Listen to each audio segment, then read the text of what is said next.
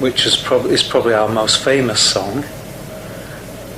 Kevin Lowell in the studio certainly added another dimension to 10cc, which was very beneficial at the time. That they were slightly off-the-wall thinkers, and when you get four guys in a room writing and creating the albums we did, the chemistry was very exciting. However, it's something you cannot continue to work with. Four things working towards one aim is great. Four brains working in opposite directions becomes terrible. And that's what really happened with 10cc, and two guys wanted to go and develop this, the gizmo instrument. So I can't say that 10cc after Godley and Cream had left was worse, because we had more record success. It was different. It was different. What about addressing this conceptual side? I think what it is I think certainly that Kevin Lowell were more sort of avant-garde, if you like, but the thing that made it work was, okay, we were more probably commercial, but what was interesting was the sort of push and pull between their avant-garde and our commerciality that made it really, really work very well. Actually, I'm Not in Love is a very good example of a song that we wrote, and it was Lowell who came up with the idea for the choir, which is, no doubt about it, one of the milestones in modern record production ideas. There's no doubt about it. So there's a good example of the two things working so well together. But what was good was that they would write things, and we would sort of act as editors for their songs, and they would act as editors for our songs, or change the rhythms. So it complemented each other. But I would agree to an extent that was what you say is true.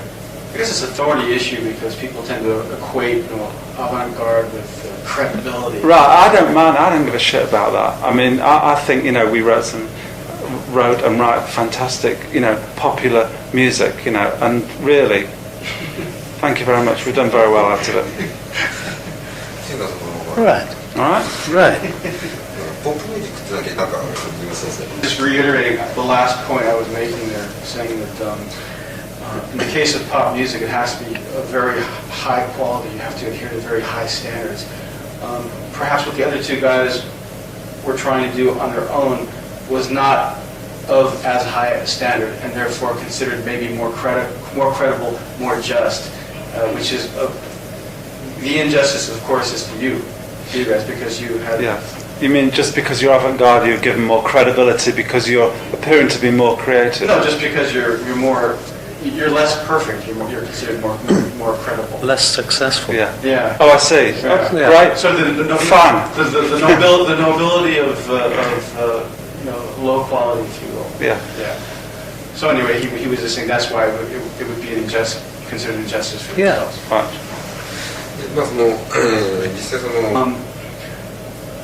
The word pop music has crept up in this conversation many, many times now, and he is assuming that in the 1992 version of 10cc, you will attempt to interpret pop music in a modern 1992 context.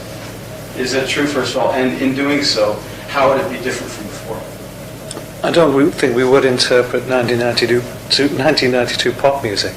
No, we wouldn't. We would write 10cc music. Yeah, that's what it is. That's what it's down to. We don't follow trends. We don't follow the charts. What's the point? 10cc are going to do a rap track, or a house track, or an acid track. We can't do that. We write what we instinctively feel is good. What turns us on? We're not actually. It's great that the public buy it and like it, but that isn't the bottom line when we go in the studio. The bottom line is we're doing something we enjoy doing. It's a bonus that somebody actually likes it and buys it. It's great. Fortunately, that we have that over our careers. We've had that nice coincidence that people like what we like. Yeah. I think. You guys define 10cc music as the music you happen to want to create, the music you happen to like. And from our perspective, that happens to be very good pop music. What other bands do you see achieving the same thing now? What other bands do you see as like contemporaries, on a par with yourselves? Now, Yeah. I think there's not the people like maybe Tears for Fears. I think have the same kind of motivation for quality that we do. I think they're quite similar to us. Crowded House to a certain extent. That's the only two I can think of, sort of off the top of my head. Yeah, those are definitely purveyors of top-notch pop, Yeah. you might say. yeah. Eric, would you add any? Tears for Fears is a very good example, I think. Deacon Blue have done a couple of interesting albums, which I quite like. There's not much else around that I would go out and buy myself and enjoy. It's very difficult. Or maybe it is around, it's just not making it to That's around and not making it yet. That's a no, tough I'm one. just saying maybe stuff you would buy is just not, it's around, but you're It's not getting commercial, access, yeah. You're not getting access to it, it's not being publicized. Not being, I would always go and buy a Raikuda album and drool for days and play it forever and think it's wonderful. But apart from a few thousand people in Britain who will go and see the concerts, he can't sell records. It's a tragedy. Yeah. The guy's got more talent than 15,000 other bands in the world combined. But that's the interesting thing about music. It's not always predictable. It's not always fair either. Not always fair. But that's one of the attractions of the whole business. You can be sitting at home, it's very quiet, and suddenly the phone rings, you find out, a song that you wrote 5 years ago is going to be in a film, or you're going to do this, you're going to do that. There's a whole thing, all your past catalogues out there, doing its own thing, squirming around out there. Graham, how many songs do you have out? How many songs are actually cataloged? Hundreds. It's hundreds. There are hundreds. Yeah. I've never actually counted them because it seems the most boring thing in the world to me.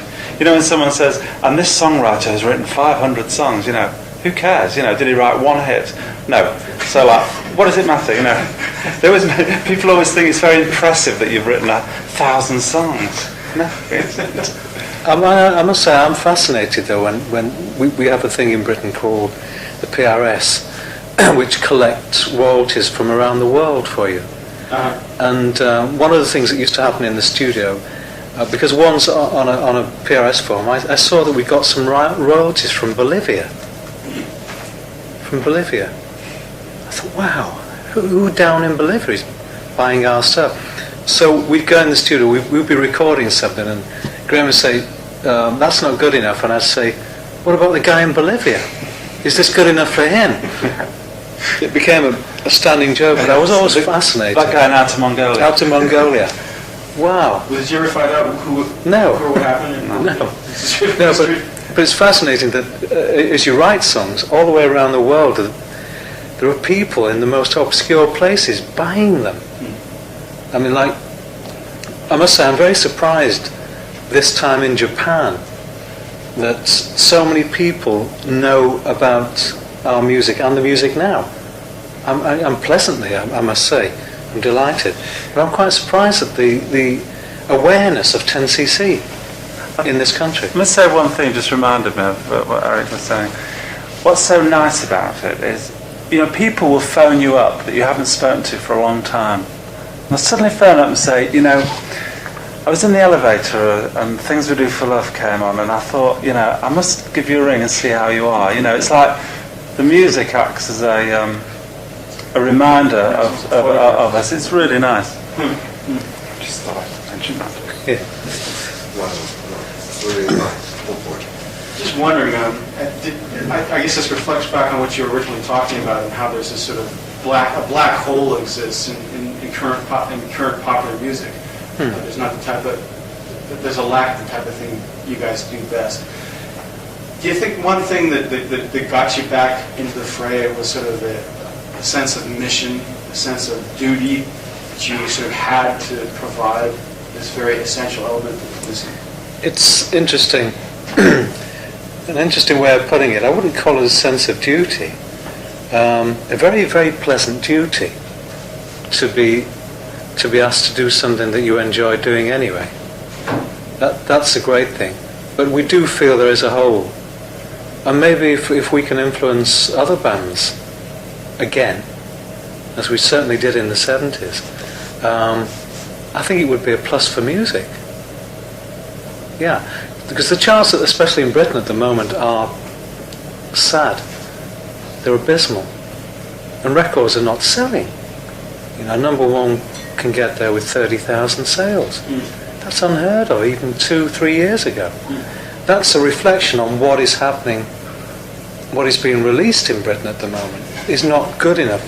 There are 56 million people there. You get a number one with 30,000 sales. That's pathetic.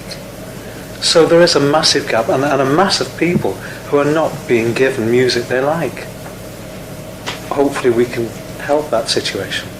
That's like a sense of mission. Yeah, but I'm not doing it as some sort of religious thing. You know, if people buy it, I'm delighted. If they don't, you know, it's their loss. Yeah. Remy, you got it? No. Said it all, right? Okay, I guess that concludes the interview then. I don't know if we need an extra photos. Tesshi?